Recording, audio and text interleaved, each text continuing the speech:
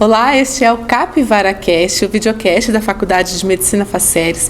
E na edição de hoje recebemos a professora da Faceres, tutora de TBL e tutoria e também preceptora de dermato, a doutora Thalita Lima, dermatologista. Doutora, muito obrigada por participar aqui com a gente hoje. Obrigada a você pelo convite, Gabi, o prazer é todo meu. Doutora, a gente vai falar sobre o assunto que se intensifica com a chegada do verão, câncer de pele, né? Segundo o INCA, né, Instituto Nacional do Câncer, é o câncer mais comum do Brasil. Mas a boa notícia que a doutora vai trazer aqui pra gente é que quando diagnosticado precocemente, as chances de cura são mais altas. Doutora, queria, pra gente começar esse programa, né, falando um pouquinho, quais os tipos mais comuns, ou os tipos no geral, de câncer de pele? Então, o câncer de pele é o câncer mais comum de todos os cânceres, ainda bem que é o menos grave, é o mais tranquilo na maioria deles, né? E existem os que a gente divide em melanoma, que é o câncer mais agressivo, e os não melanoma, que inclui o carcinoma basocelular, que é o câncer de pele, é um câncer, mas é o mais tranquilo, e o carcinoma espinocelular, que é o segundo mais comum. Tá certo, doutora. E quais os sinais de alerta, né? Que a gente pode ter algum sinal no corpo, alguma coisa acontecendo para procurar um especialista, que pode ser um câncer de pele?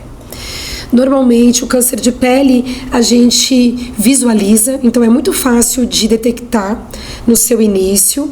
Ele pode aparecer o melanoma, que é o mais agressivo, como uma pinta ou uma mancha escurecida, que tem cores variadas, que pode ter um crescimento muito rápido, em poucos meses, ter alteração da sua cor, da sua textura, do seu formato.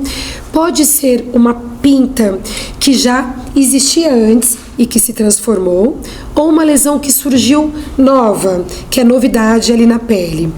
Os outros cânceres podem se manifestar como uma elevação, que a gente fala uma pápula ou uma placa, uma lesão elevada na pele, que pode ser avermelhada, rosada, que pode sangrar facilmente. Então, às vezes, o paciente vai enxugar o rosto com a toalha e ela sangra, vai fazer a barba e sangra facilmente. Ou algumas versões que tem uma casquinha, que tem a gente fala uma queratose, uma hiperqueratose, que às vezes parece um chifrinho e que tem um crescimento mais lento, mas é uma lesão que vai se modificando com o passar do tempo. Doutora, e quais os principais fatores de risco? Inquestionavelmente, a radiação ultravioleta é o principal fator para todos os cânceres de pele, tanto a radiação UVA quanto a UVB. Então, a exposição solar é o fator mais importante, apesar de ter câncer de pele que aparece em lugar escondido, onde a gente não toma sol, planta do pé, o meio do dedo, a região genital, couro cabeludo, mas a gente vai ter a exposição solar como o principal fator de risco. Alguns vírus do tipo HPV também são fatores de risco. O vírus HPV tem mais de 200 subtipos e alguns estão relacionados com fator de risco mais elevado para câncer de pele. Antigamente, quando o pessoal mexia com arsênico, o arsênico é um fator de risco. Hoje as pessoas têm menos essa manipulação, mas ele é um fator de risco. Para o melanoma, que é um dos tumores mais agressivos, que são aqueles escurecidos, o fato de ter muitas pintas, que a gente chama na dermatologia os nevos. Então, quanto mais dálmata, eu brinco, quanto maior número de lesões, maior a chance de ter o melanoma. Histórico de família é muito relevante para qualquer câncer e no câncer de pele também, em especial o melanoma, quando tem um histórico familiar. Feridas que demoram para cicatrizar, como aquelas úlceras de varizes das pernas, feridas e cicatrizes de queimaduras, tem um risco também maior de câncer de pele. E a cor da pele interfere também? Sim, as pessoas que têm, a gente chama na dermatologia de fototipo, que é a cor da pele. No Brasil, né, e no mundo, é muito usado para pesquisa científica, vai de 1 até o 6. E como a gente divide isso? 1 é a pessoa que nunca se bronzeia, que sempre se queima, que é aquela pessoa de pele muito clara, que nunca vai ficar bronzeada, só vai ficar queimada, vermelha, de olhos claros ou aquela pessoa ruiva. No extremo, o número 6, o fototipo 6, é aquela pessoa de cor preta que ela nunca vai se queimar, ela sempre se bronzeia, então ela teria um risco menor. Todo mundo pode ter câncer de pele, do fototipo 1 até o fototipo 6. Então, mesmo as pessoas de pele negra têm que ter um cuidado com o sol. Mas, obviamente, as pessoas de pele clara, de olhos claros, cabelos claros, têm um risco muito maior de câncer de pele do que as pessoas mais morenas. Importante falar esses fatores, né, que interferem, né? Doutora, a gente está na cidade de São José do Rio Preto, né? Uma região com uma intensidade, né, de exposição solar muito alta, né? A gente tem a maior parte do ano, a gente até brinca que é verão aqui, né? Então, tem até alguns dados que saíram essa semana, falando de janeiro a setembro deste ano, são dados do Banco de Dados do Ministério da Saúde. Rio Preto bateu um recorde de internações, né? Esse ano foram 1.154 internações por câncer de pele aqui em Rio Preto, de acordo com o DataSUS, o Banco do Ministério da Saúde. Eu queria que você explicasse nessa questão da radiação ultravioleta. Como que ela impacta na nossa pele? A gente sabe que tem os raios solares, mas qual realmente essa intensidade, né, esse impacto para a nossa pele da radiação ultravioleta? Tem uma coisa que é muito interessante, e obviamente os países, as cidades onde essa radiação incide de uma maneira prolongada durante o ano, né? Então os países do Equador, nossa cidade, o Brasil que está inserido nessa localização, os índices são muito maiores do que os países que têm inverno, têm as estações mais bem divididas e as pessoas acabam se expondo menos, porque acabam se cobrindo mais em algum período do ano. Então a gente sabe que a exposição aguda que a gente fala, que é aquela pessoa que vai para a praia num final de ano e toma um sol por 3, 4 dias, tem uma insolação, tem uma queimadura solar, descasca, faz bolha. Essa pessoa tem um risco alto de câncer de pele também. Então basta uma exposição uma vez, com uma incidência muito, muito grande, uma queimadura importante, esse risco é aumentado também. Mas a pessoa que toma sol todo dia vai acumulando esse efeito do sol. Então, ela tem um risco também muito alto. Então, não é só a exposição crônica, mas uma exposição esporádica, de uma forma intensa, aumenta esse risco. Então tem estudos que mostram que uma queimadura solar de 2º grau, que seria quando você faz bolha na pele, essa queimadura te aumenta de 13 a 17% o risco de melanoma no futuro. Então, uma vez com essa queimadura, você teria uma porcentagem de risco maior do que uma pessoa que nunca teve queimadura solar. Muito importante você falar isso, porque às vezes, como você falou, acaba se descuidando, né, a praia, a piscina, leva uma queimadura feia, então é perigoso, né? Você, além de maltratar muito a pele, né, quando fica assim, é muito perigoso também. E o dia a dia também, né, que abusa muito também do Exato. Por isso a gente fala, Gabi, o ideal é você evitar se expor ao sol no período das 10 da manhã às 16 horas, onde existe a maior incidência da radiação ultravioleta B, e que está muito relacionada também. Então, evitar expor nestes horários, que são os horários com uma maior incidência de UVB. E além de evitar essa exposição solar nesses horários, quais as outras formas que a gente pode prevenir o câncer de pele? Então, o uso de protetor solar é o fator mais importante, é o mecanismo mais importante. Então, o filtro solar, hoje a gente tem diversas marcas no mercado, diversos preços, então tem uma possibilidade para todo mundo. A gente entende que no Brasil o protetor solar tem um custo elevado quando comparado com os Estados Unidos ou outros países, né? Mas existem protetores solares de muita qualidade com preço mais acessível. O ideal é um fator de proteção de 30 para mais, então pelo menos um fator solar 30 é o número que vem escrito na caixinha ou no vidro do protetor solar, então de 30 para cima. Repassar a cada 2 horas, 3 horas, se você não está exposta ao sol, mas se está fazendo atividade física, suando, transpirando, mergulhou, entrou na água ou passou um tempo, vale muito a pena repassar esse protetor. Eu brinco que nunca é demais a gente reaplicar, né? Além disso, as roupas que tem filtro solar, isso é confiável. Então hoje a gente tem boné, camiseta, né, com gola, luvas para quem dirige, motociclista, luvas só que cobrem a mão, luvas que cobrem o braço, o antebraço todo. Então, as vestimentas com filtro solar também são muito importantes para fazer essa proteção. Tá certo. E uma dúvida que acho que algumas pessoas podem ter: o filtro solar para o rosto e para o corpo tem diferença ou pode usar indiferente? Pode ser usado o filtro solar do corpo no rosto sem problema algum. O que acontece é que o filtro solar do corpo, em geral, ele vem num frasco maior, ele tem um preço, né, mais compatível e ele pode ficar mais oleoso no rosto. E algumas pessoas não gostam dessa cosmética, dessa textura.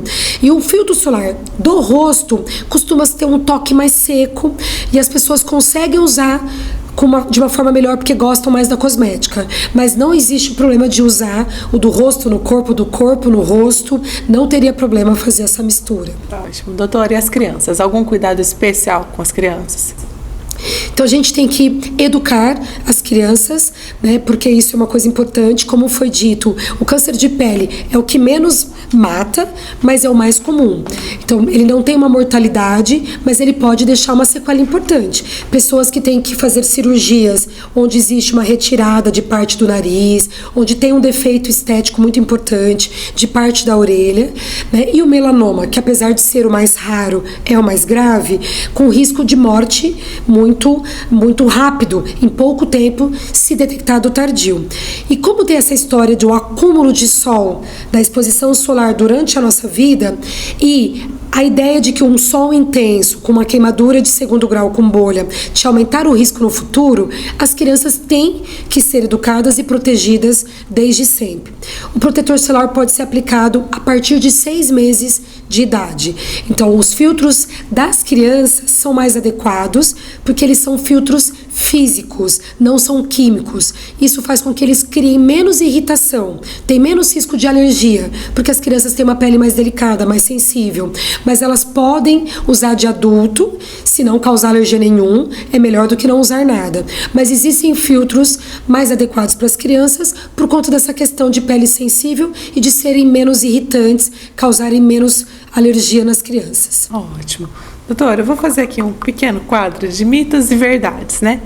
A gente ouve muita informação, tem acesso a muita informação hoje em dia, então esclarecer algumas frases aqui que a gente tem conhecimento de saber se é verídico ou não. Os sintomas de câncer de pele são sempre visíveis? Sim, né? Não existe um câncer de pele invisível. Então ele vai ter uma lesão, uma bolinha, uma ferida que não cicatriza, uma lesãozinha aqui, uma mancha que coça, que sangra. Então ele vai ser sempre visível. Tá certo. Manchas vermelhas na pele podem ser câncer? Depende das manchas vermelhas. Algumas pintinhas vermelhinhas, né, que vão aumentando de tamanho, aparecem nas pessoas que têm uma pele mais clara e quando elas vão envelhecendo, são chamadas nevos rubis ou angiomas rubis. Esses não têm perigo, não viram câncer. Eles podem sangrar quando cutucados, quando escoriados, mas eles não têm perigo. Mas algumas bolinhas ou pápulas que a gente fala, ou placa, rosado, avermelhado, que tem um brilho, que tem uns vasinhos, que podem sangrar fácil, fazer uma casquinha, que são vermelhas, podem ser, sim, um câncer de pele. Certo. Dor é um sinal de câncer de pele?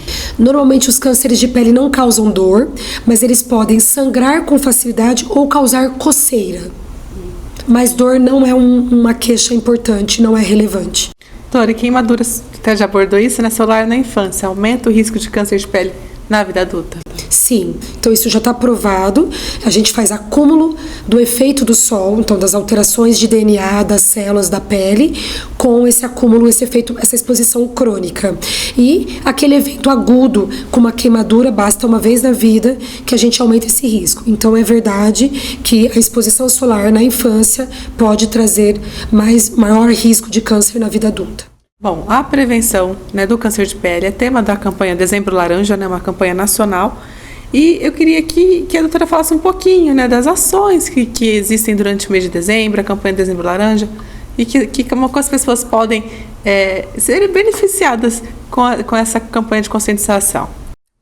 Eu acho as campanhas de conscientização muito importantes para todos os cânceres, né, ou para as outras patologias, para as outras doenças, porque acaba que a cor, né, a divulgação maior naquele período estimule as crianças, adultos e as pessoas a pensarem mais sobre o assunto e de repente se protegerem com mais intensidade.